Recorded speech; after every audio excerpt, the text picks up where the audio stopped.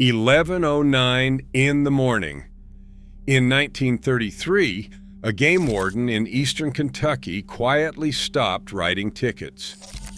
Every family in that hollow was breaking some law just to put supper on the table, taking squirrels out of season, canning meat a health inspector would have condemned, cooking down things the revenue man would have poured in the creek.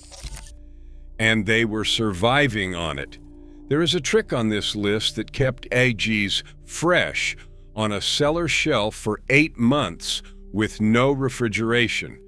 Another turned plain crackers into a pie grown men swore was apples. And one near the top the food companies would dearly love for you to forget. Hit that subscribe button. Let us count down the illegal hillbilly pantry tricks that fed families when the money was gone. The grease can. Every wood stove in Appalachia had a coffee can sitting on the back corner of it, and that can held something more valuable than anything in the cupboard.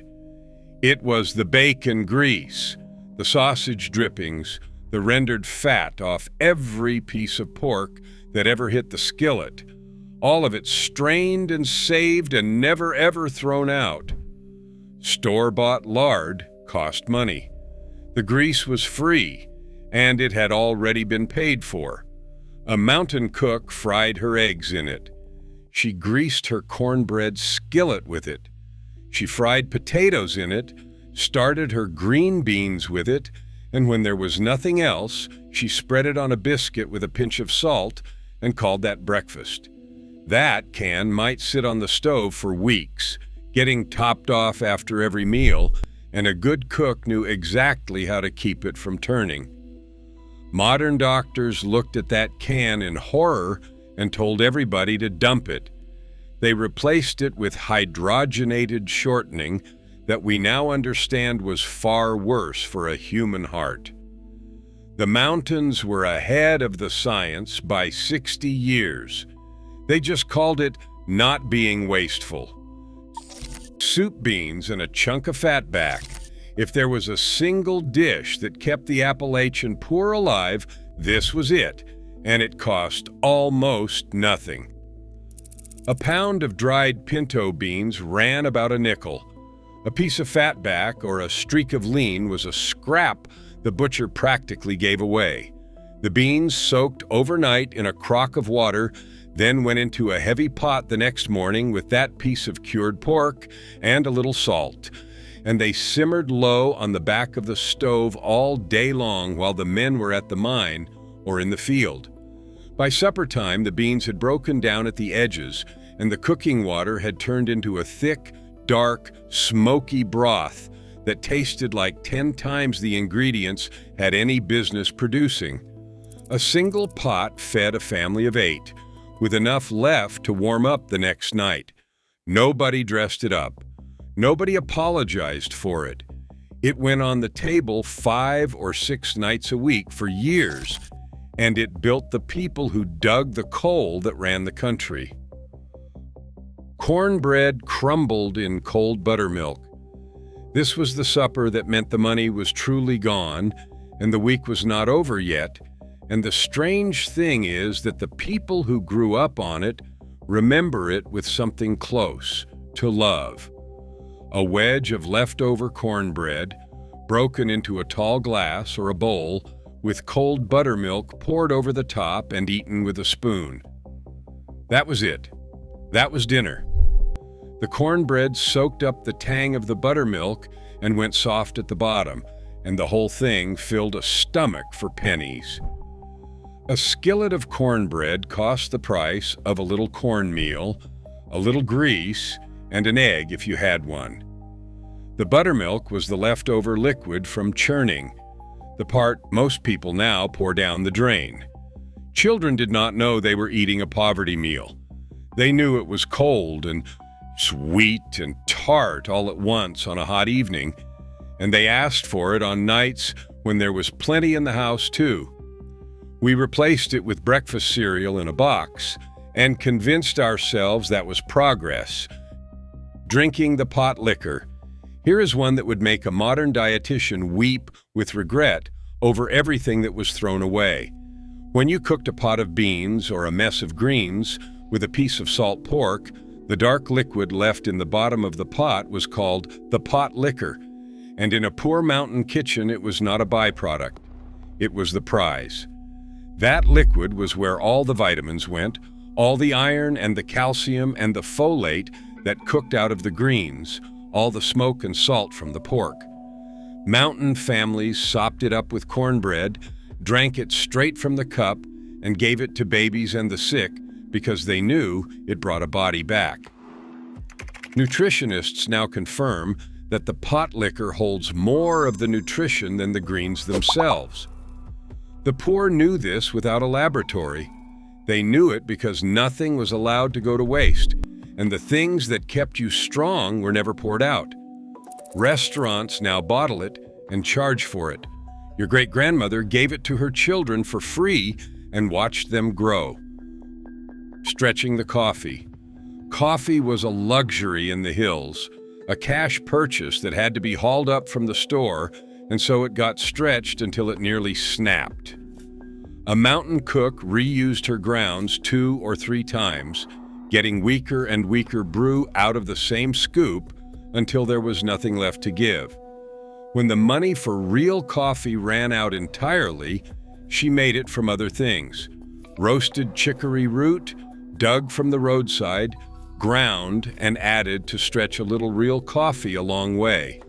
Parched corn, browned cornmeal, even dried and roasted dandelion root. The drink that came out was dark and bitter, and it warmed your hands around the cup. And on a freezing mountain morning before a shift underground, that was most of the point. It was not as good as the real thing, and everybody knew it. But it was hot, it was nearly free, and it let a family keep the ritual of the morning cup alive through years when the cash simply was not there. Water gravy over biscuits. They called it sawmill gravy, pour Dieu, or just gravy, and it was the trick that turned almost nothing into a hot, filling meal. A spoonful of grease in the skillet, a spoonful of flour stirred in until it browned to the color of a paper sack, and then liquid poured in slowly while you stirred. If you had milk, it was milk gravy. If you did not, and plenty of mornings nobody did, it was water, and the gravy was just as thick and nearly as good. Salt and a heavy hand with the black pepper, then poured steaming over split biscuits. That was breakfast for a family of 10 on the price of a little flour and a spoon of saved grease. The biscuits soaked it up and went soft beneath it. Men ate it before a long day of hard labor because it sat heavy and burned slow. It has no fancy name because it never needed one. It was the floor of mountain cooking, the meal that stood between a family and an empty morning. Eggs put down in water glass. Now here is one the rules came after directly. In the spring and summer, a flock of hens laid more eggs than a family could eat. In the dead of winter, those same hens nearly quit. So mountain women solved the problem by preserving the surplus, and the way they did it would horrify a modern health department. They mixed sodium silicate, a thick syrup folks called water glass, with boiled water in a stone crock, and they lowered fresh, unwashed eggs into it. The water glass sealed the shells completely, locking out air, and those eggs kept on a cool cellar shelf for 6 to 8 months, with no refrigeration at all. First, pattern break. Here is where you have to understand how a mountain kitchen really worked, because it changes everything that comes after. There was no grocery run when you ran short.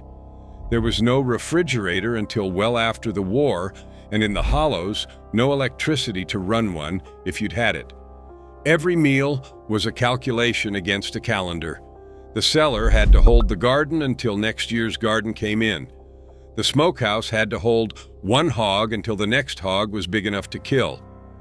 A woman in those mountains was not following recipes. She was running a supply line, and a single mistake in July could mean a hungry February. That is why these tricks existed. Not for flavor, not for tradition, for the cold arithmetic of keeping people alive between harvests. And every one of them was an answer to the same brutal question: how do we make this last? Poke salad, the green that could kill you. This one really could land you in trouble. Not with the law, with the undertaker. Poke is a tall weed that grows wild all over the mountains south, and it is genuinely poisonous. The roots, the seeds, and the mature leaves can put a grown person in the grave. But in early spring, when the cash and the canned goods from last year had both run out and nothing was growing in the garden yet, the young poke leaves were free food coming up everywhere for the taking. So mountain cooks learned to handle it with the care of a chemist. They picked only the tender young leaves, then boiled them in 2 or 3 changes of water, pouring off the poison each time before frying the cooked greens in bacon grease, sometimes with a scrambled egg. Done wrong, it sent people to the hospital. Done right, it was the first fresh green of the year, and it tasted like survival. The knowledge of exactly how to do it right was passed mother to daughter because getting it wrong was not an option. Sorghum molasses on everything. Sugar cost money and had to be bought. Sorghum was grown in the patch out back, cut by hand, and squeezed through a mule-powered press, then cooked down in a long pan over a fire for the better part of a day until it thickened into dark, ropey syrup. A family could put up enough sorghum in one fall weekend to sweeten everything they ate for a year. It went over biscuits and cornbread. It got stirred into coffee and oatmeal. It sweetened cakes and pies when there was no white sugar in the house. Mixed with a little butter on a plate and sopped up with a hot biscuit, it was dessert. The sorghum making was a community event. Neighbors gathering to feed the press and skim the pan. Children chewing on the sweet cane stalks. It was sweetness a poor family could grow instead of buy. And that independence from the store was worth more than the sugar ever was. Vinegar pie, the dessert from nothing. When a mountain woman wanted to set a pie on the table, but there was no fruit, no fresh fruit in February, and no money for canned, she made one out of the pantry. A little flour, sugar, an egg, water, and a couple of spoonfuls of apple cider vinegar, all stirred together and baked in a crust. The vinegar, against all reason, mimicked the bright tang of a lemon, and what came out of the oven tasted shockingly like a custard or chess pie. Folks who only knew it as a desperation dish were stunned the first time they realized how good it was. It cost almost nothing, used only things that kept year-round on a shelf, and it let a family have something sweet at the end of a hard meal on a day when sweet seemed impossible. These were called Desperation pies, and there is no better name for them. Born of having nothing, they turned out to be small miracles. Mock apple pie from Crackers. This is the one that fooled grown men, and it sounds like a tall tale until you understand the chemistry of desperation.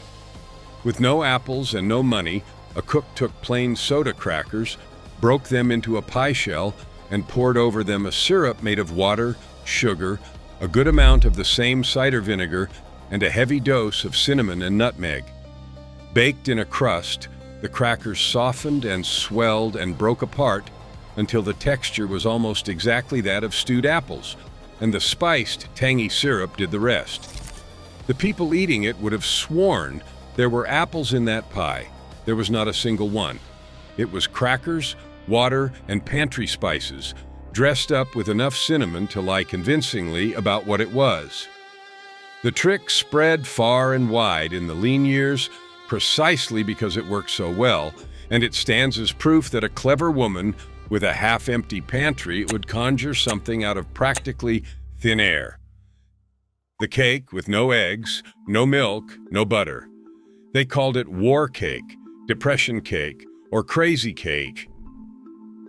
Crazy cake, and it was built specifically for the days when the icebox held nothing a cake was supposed to have. No eggs, because the hens were saving theirs, or the eggs were sold for cash. No milk, no butter. Instead, the cook used water, a little oil or melted grease, flour, sugar, and the leavening came from baking soda, reacting with vinegar right in the pan. Spices and raisins, if there were any, covered the lack of richness. What came out was a moist, dark, tender cake that kept for days and held up to travel. That made it perfect for sending to a church gathering or a sick neighbor. Nobody could tell it was missing half its ingredients. It was a birthday cake, a holiday cake, a Sunday cake for families who could not spare the things a cake demanded, and it let them celebrate anyway. Stretching the meat with soaked bread. When a family was lucky enough to have 1 pound of ground meat and unlucky enough to need it to feed 8 people, bread was the answer. Before the meat was ever touched, a couple of slices of stale bread were torn up and soaked in milk or even water until they turned to mush, and then that paste was worked into the meat along with an egg and seasoning.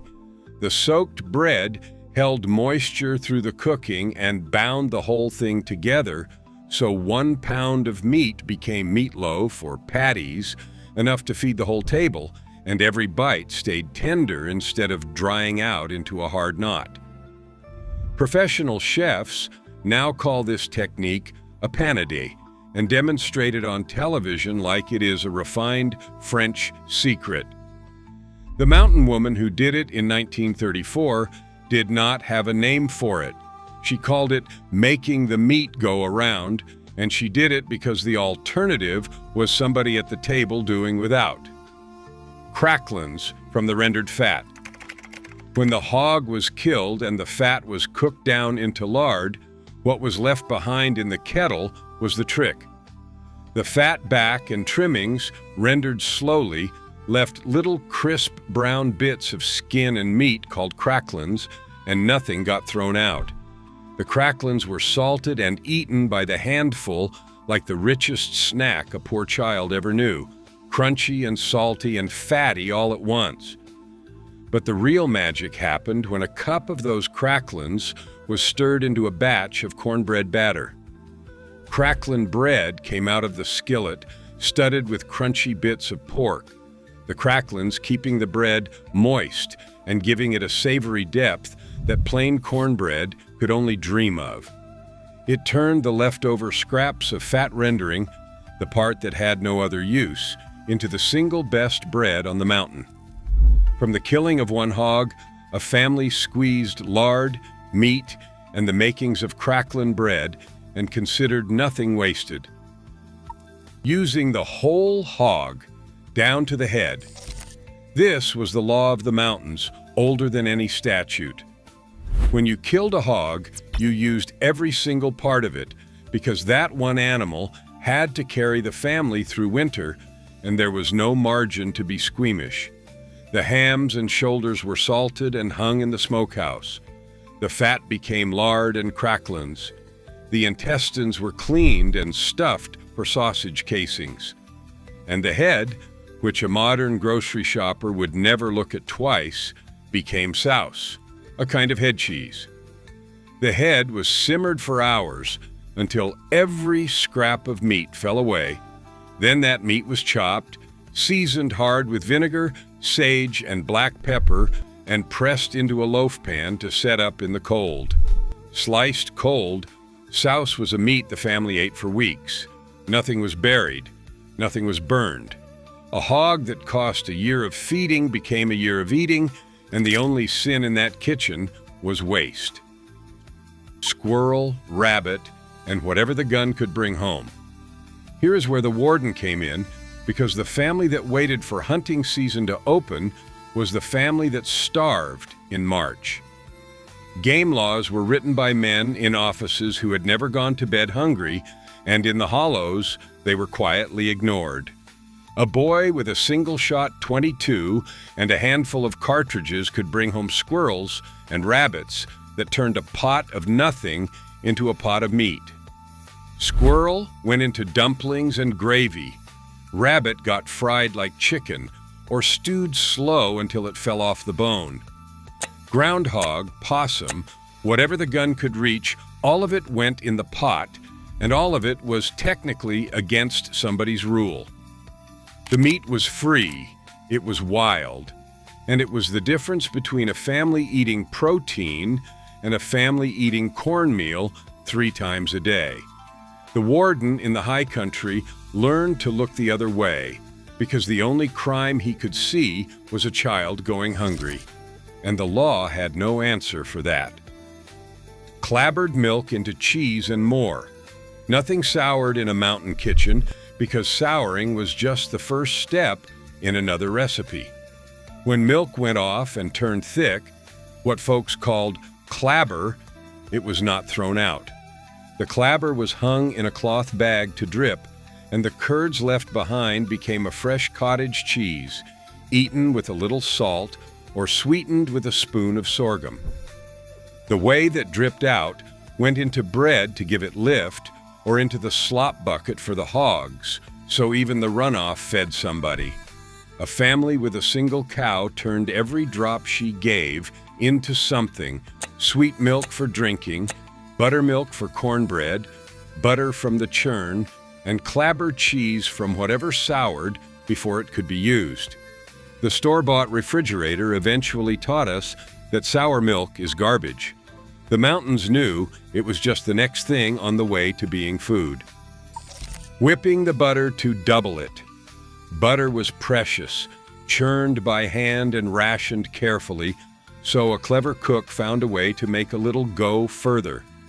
She took the soft butter and whipped air and a little cold milk or water right into it, beating until the butter took on the extra liquid and grew light and fluffy and nearly twice the volume. Spread on a hot biscuit, the whipped butter covered more bread for the same amount of real butter, and it spread soft and easy instead of tearing the bread. It was a small trick, almost invisible, the kind of thing a woman did without ever mentioning it, but across a year of biscuits and cornbread, it stretched the butter supply by half. In a kitchen where every ounce of fat was counted, doubling the butter without buying a bit more was the kind of quiet arithmetic that kept a family fed through the winter on what little the cow and the churn could give. Bringing dead bread back to life, a stale loaf, or a pan of hard biscuits was never thrown to the chickens until it had been given one more chance, because wasting bread was close to a sin.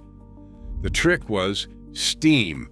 The cook wrapped the hard rolls in a damp cloth and set them in the warm oven, or held them over a pot of boiling water, and the steam soaked back into the bread and brought it back, often warm, smelling fresh as the day it was baked. A loaf that seemed finished became supper-time bread again in 5 minutes for the cost of nothing at all. And when even that would not save it, the stale bread became something else entirely, torn into a skillet with grease, crisped and salted, or soaked and worked into the meatloaf, or layered with sorghum into a bread pudding. In that kitchen, bread did not die. It simply changed shape again and again until the very last crumb had done its work. Sausage put down in its own grease. Here's the trick I owe you to close out the first 20, and it is one the modern world finds almost unbelievable. With no refrigeration and a smokehouse that could only hold so much, a mountain family that killed a hog had to find a way to keep fresh sausage edible deep into the spring. So they cooked it. The sausage was fried into patties, packed down tight into a clean stone crock, and then the hot rendered lard was poured over the top until every bit of meat was sealed under an inch of fat. As the lard cooled and hardened, it locked out air completely, and that crock of sausage sat on a cool cellar shelf for months without spoiling. When supper called for meat, a woman dug a few patties out of the grease, wiped them off, and warmed them in a skillet, and they tasted as fresh as the day the hog was killed. A health inspector would have lost his mind. The mountains had been doing it for 100 years and burying nobody. Apple butter cooked down for days. When the apple trees gave their crop in the fall, far more came down than a family could ever eat fresh, and most of it would rot before winter was half over. So the apples got cooked into the future. Bushels of them went into a great copper kettle over an outdoor fire with sorghum or sugar and cinnamon, and the whole thing was stirred with a long wooden paddle for the better part of a day so it would not scorch, neighbors taking turns at the paddle while the children waited. The apples cooked down and down until they turned thick and dark as tar and sweet as candy. And then that apple butter was ladled into jars that kept on the shelf for a year or more. Spread thick on a winter biscuit, it brought the taste of October into the dead of February. A whole orchard's worth of fruit that would have spoiled in a week became a year of sweetness, put up in a single long day of work around a fire. Sulfured and dried apples for the long haul. The apples that did not become butter got dried, and the mountain way of drying them came with a trick the government took a dim view of. Sliced apples laid out in the sun would brown and could mold before they dried through. So families learned to expose the slices to the smoke of burning sulfur first, and that kept the fruit a pale gold and held the mold at bay while the slices dried hard and leathery on screens in the sun or above the stove. Those dried apple slices kept for years in a sack hung from a rafter, and through the winter they were simmered back to life in a little water and sugar for fried pies and stack cakes. Sulfuring fruit eventually drew the disapproval of the food authorities, but in a mountain kitchen, it was simply how you kept an apple eatable until the next harvest came around. A sack of dried apples in the rafters was a kind of security no bank could offer. The kraut crock in the cellar. Cabbage came out of the garden all at once and would not keep, so it got shredded, salted, and packed into a stone crock to turn itself into sauerkraut. The salt drew the water out of the cabbage, and the cabbage sat under its own brine with a clean plate and a rock weighing it down.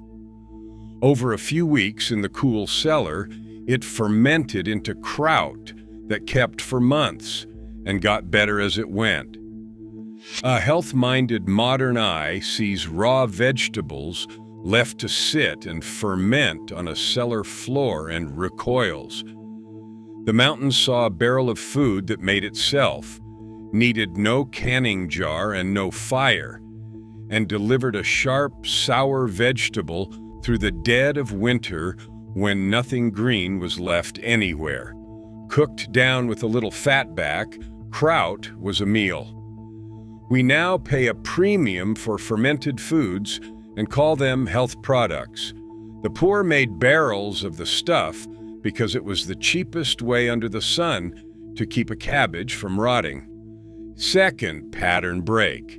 By now, you can probably feel the pattern underneath all of this, and it is worth saying plainly, every single one of these tricks is really the same trick wearing a different coat. Take the thing that is about to spoil or go to waste, and find the one move that turns it into food that lasts. The milk is souring, so make cheese. The apples are falling, so cook them down. The cabbage is too much, so let it ferment. The hog is too big to eat fresh, so seal it under lard. There is a kind of genius in this that has nothing to do with recipes and everything to do with refusing to ever let anything die unused. A mountain woman looked at her whole world, the garden and the cow and the orchard and the hog and the woods, as one connected machine where the output of one thing became the input of the next. Nothing was an end. Everything fed something else. That mindset, more than any single dish, is what actually kept the children fed. And it is the exact thing the convenience store was built to make us forget. Wild greens nobody else would touch. Long before the garden came in, the hillsides were already covered in food for anybody who knew how to look. Dandelion greens, picked young before they turned bitter. Creasy greens, the wild cress that grew along the cold creeks. Lamb's quarters, dock, and a dozen other weeds that a modern person mows over without a second glance. A mountain family went out in the early spring with a sack and a knife and came home with a mess of free greens that cost nothing but the walk. Boiled down with a piece of salt pork, these wild greens were the first fresh food after a long winter of beans and cornbread, and they were loaded with exactly the vitamins a body was starved for by March. The store sells us the same plants now, when it sells them at all, as gourmet foraged specialties at gourmet prices. The poor knew them as the free salad the mountain put out every spring, and they ate it because it was there and it was good and it cost them nothing. The root cellar that beat the refrigerator.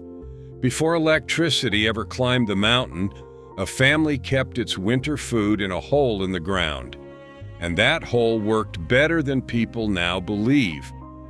Dug into a hillside or built half underground and covered with dirt, the root cellar stayed cool and steady all year, just above freezing in the worst of winter and to cool through the heat of summer.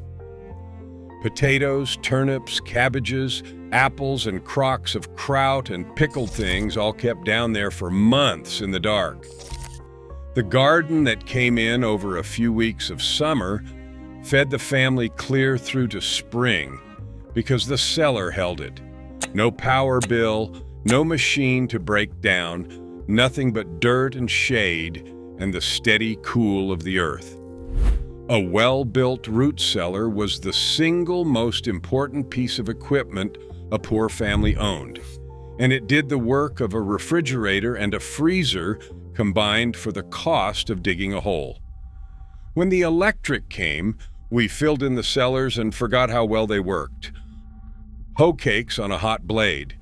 When there was no time and barely any cornmeal, a cook could still get hot bread on the table in minutes with the simplest trick in the book. Cornmeal, salt, and water mixed into a stiff batter, then dropped in flat cakes onto a greased griddle, or in the oldest days, onto the flat of a clean hoe blade held over the fire, which is exactly where the name came from. The cakes cooked fast, crisp on the outside and soft within, and they sopped up beans and gravy and pot liquor as well as any biscuit. There was no rising time, no eggs, no milk, nothing but meal and water and heat. For a family down to the very bottom of the cornmeal sack, a hoe cake was a hot meal conjured out of almost nothing in the time it took the griddle to heat. It is the most ancient bread on the mountain and the most reliable, the thing you got when you had run clean out of everything else. Killing only in the cold months. There was an iron rule about when a hog or a beef met the knife, and breaking it meant losing the meat. You killed in the cold, in late fall or the dead of winter when the temperature stayed below freezing, never in the warmth, because there was no other way to keep fresh meat from spoiling before it could be salted and smoked. The first hard, cold snap was hog killing time across the whole mountain south, and whole families and neighbors gathered for the work of it because the cold itself was the refrigerator that gave them the hours they needed to break the animal down and get it cured. Kill in July, and the meat was rotten before you could save half of it. Kill in December, and the cold did half the preserving for free, while the salt and smoke finished the job. It was not a recipe. It was timing the whole year around the one window the weather gave you to put up meat, and getting it wrong meant a winter without it. Souring the milk on purpose for the bread. A mountain biscuit got its lightness from a trick built right into the dairy. Sweet milk made a fine biscuit, but soured milk, or buttermilk, made a better one, because the acid in the sour milk reacted with the baking soda and gave the dough a lift that nothing else could match. So a cook learned to want her milk a little sour, and she saved the buttermilk left from churning specifically for her biscuits and cornbread. Where a modern cook throws out milk the moment it turns and reaches for a store-bought leavener, the mountain woman let her milk turn on purpose and used the souring itself as the rising power. The slightly sour milk, the pinch of soda, and a hot greased skillet produced biscuits that rose tall and tender for almost no cost. Leavened by chemistry, she understood in her hands long before anybody wrote down why it worked. Third pattern, break. There is something here that the food companies genuinely do not want sitting in the front of your mind, so let me put it there. Look back over this whole list and notice what is missing from it. There are no brand names. There is no package, no label, no logo on any single thing that kept these families alive. Dried beans, cornmeal, a hog, a garden, an apple tree, a cow, the weeds on the hillside, and a cellar dug in the dirt. There is no profit margin on a poke green growing wild by the road. There is no advertising budget behind a crock of kraut making itself in the cellar. Nobody can mark up a hoe cake, and that, more than health or convenience, is the real reason these tricks vanished.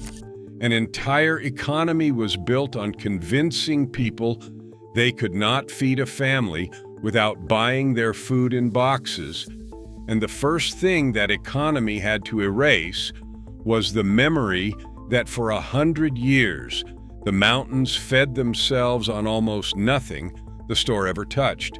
The knowledge did not disappear because it stopped working. It disappeared because there was money in making us forget it, brining and pickling everything that grew. When the garden poured out more than a family could eat, the surplus went into a brine before it could spoil. Cucumbers became pickles, of course, but it went far beyond that.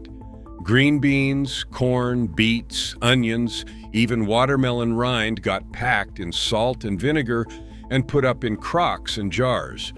The brine killed off what would rot the vegetable and turned it into something that kept for a year on the shelf, sharp and sour and ready to liven up a plate of beans in the dead of winter.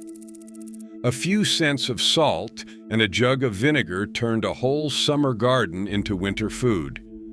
Pickling was the catch-all preservation method, the thing you did with whatever was left over once the canning and the drying were done. And it meant that almost nothing that came out of the ground in July was lost by the time December came around. Stewed up wild berries for jam. The mountains gave away fruit every summer to anyone willing to fight the briars for it. Blackberries grew thick along every fence row and old field, free for the picking, and a family went out in the July heat with buckets and came home scratched and purple-handed and rich in fruit. Some of the berries were eaten fresh, but most got cooked down with sorghum or sugar into jam and put up in jars. And that jam was a taste of summer spread on a biscuit in the middle of winter. Wild strawberries, huckleberries, whatever the woods offered, all of it got turned into something that kept. The fruit cost nothing but the sweat and the scratches, and a good berry summer meant jars of jam lined up in the cellar like money in the bank. When the store finally sold jam in a jar for cash, we forgot that the best of it had always been free for anyone willing to bleed a little for it. Pie out of dried beans and vinegar. The Desperation pies went deeper than apples and crackers because a clever cook could make a sweet pie out of almost anything in the pantry.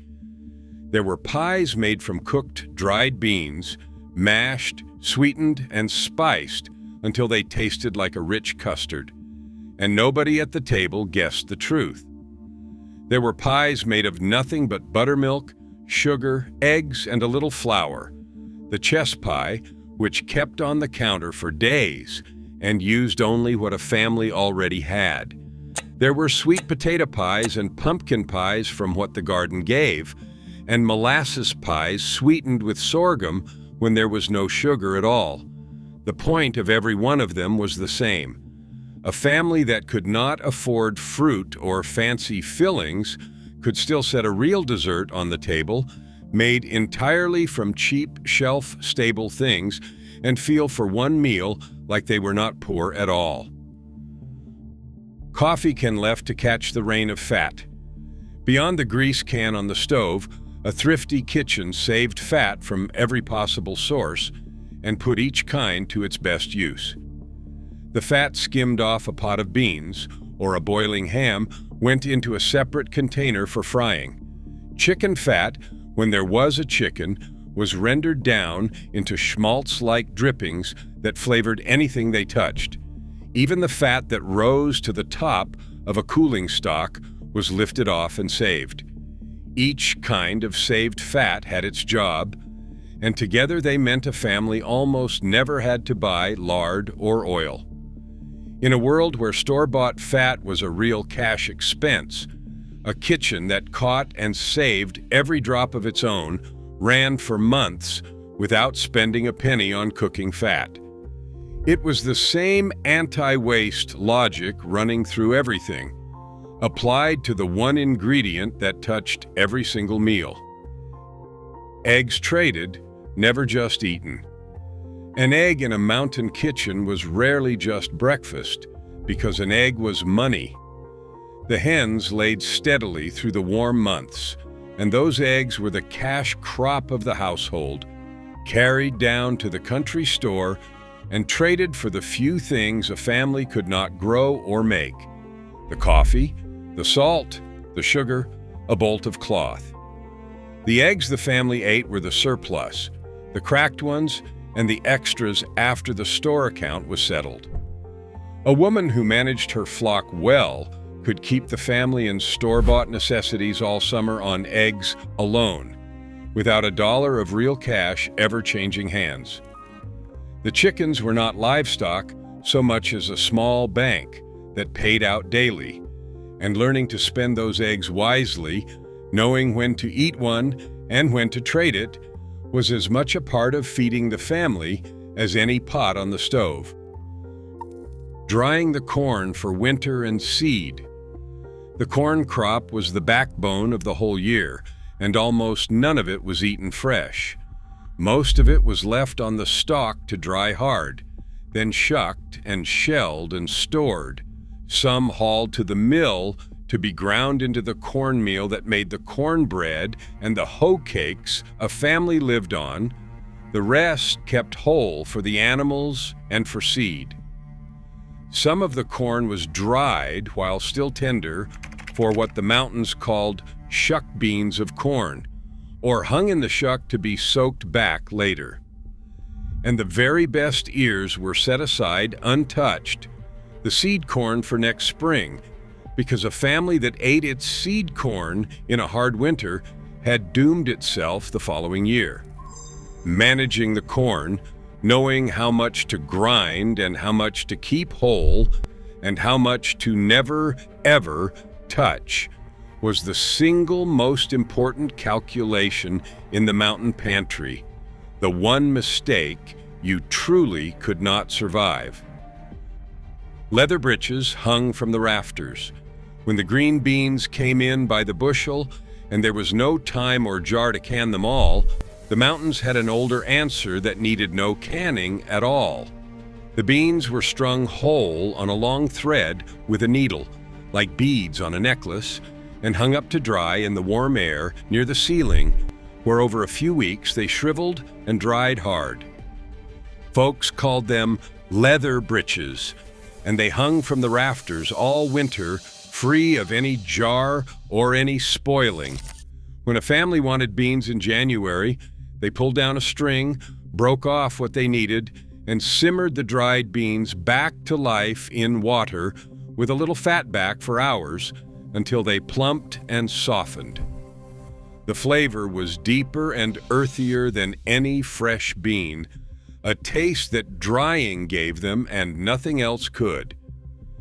A bushel of summer beans hung quietly overhead, asking for no jar and no electricity, waiting all winter to be eaten. Cushaw, pumpkins, and squash kept whole. The hard winter squashes were the easiest food of all to keep because they kept themselves. A cushaw, a pumpkin, a winter squash with a tough rind simply got set in a cool, dry corner of the cellar or under a bed, and it sat there, sound and good for months with no work at all. No canning, no drying, no salt, nothing. When a family wanted it, they split one open, scraped out the seeds to save for planting, and cooked the flesh into soup, into pie, into a side fried in grease, or mashed and sweetened with sorghum. A patch of squash planted in the spring became a corner of the cellar full of food that lasted clear through the winter on its own, the lowest effort preservation there was. The squash did all the work itself. The family just had to grow it, carry it in, and remember it was there waiting whenever the rest of the cellar started to run thin. There it is. 40 tricks, every one of them born of a cold cellar, an empty choid, and a flat refusal to let the children go hungry. None of these were quaint. They were the difference between eating and not, and the people who knew them survived the leanest years this country ever saw. On food, the store never sold them. So here's my challenge to you. Pick one and try it this week. Just one. Cook a pot of soup beans and drink the pot liquor. Make a vinegar pie and see if it doesn't taste like lemon. Whip your butter to double it. Then come back down to the comments and tell me your grandmother's version, because every hollow and every family had its own, and I want to read them all. I want to know whose people hung leather britches and whose put eggs down in water glass and who swore by the mock apple pie. Because these were never just tricks. They were proof that a family with almost nothing and a head full of the right knowledge could still set a full table, feed every child, and beat the hard times one cheap, clever, half-illegal meal at a time. Your great-grandmother knew. Now you do too.